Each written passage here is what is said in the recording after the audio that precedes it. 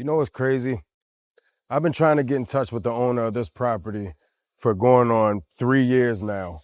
And only contact information I could find was an old, outdated email address that was on the for sale by owner sign. That got me thinking, how many opportunities are sitting right in front of our face that we don't even know because nobody's looking anymore? Take a look at this property. Most people would drive by and say, it's an older house. An investor might look at it and say it needs a lot of work. A neighbor might think somebody should really do something with it. But after doing this for more than 5 years, I've learned that every property tells a different story. And the biggest mistake people make is assuming every buyer sees the same thing. They don't.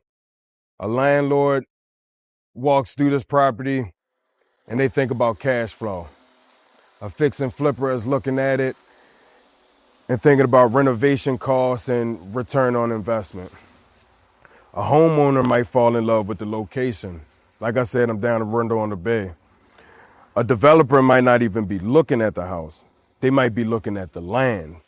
And they'll tear something like this down and build something like this. And that's why experience matters.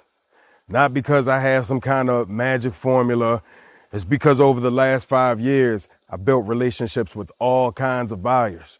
The people who buy rentals, the people who flip houses, the people looking for their forever home, developers, private investors, you name it. Every one of them values a property different. And that's something you really don't understand unless you've been in this business for a while. Could you sell a property by yourself?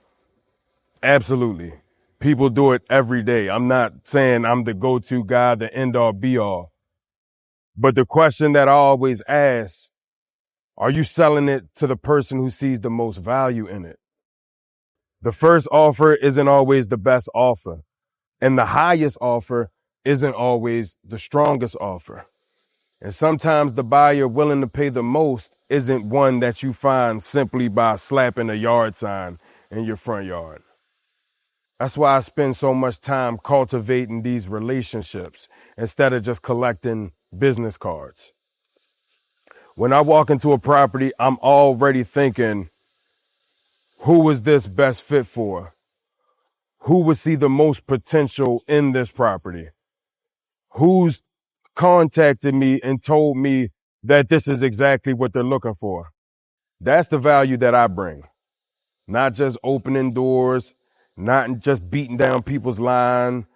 It's connecting the right property with the right buyer. So if this happens to be your property or you know the owner of the property, I genuinely want to have the opportunity to have a conversation with them.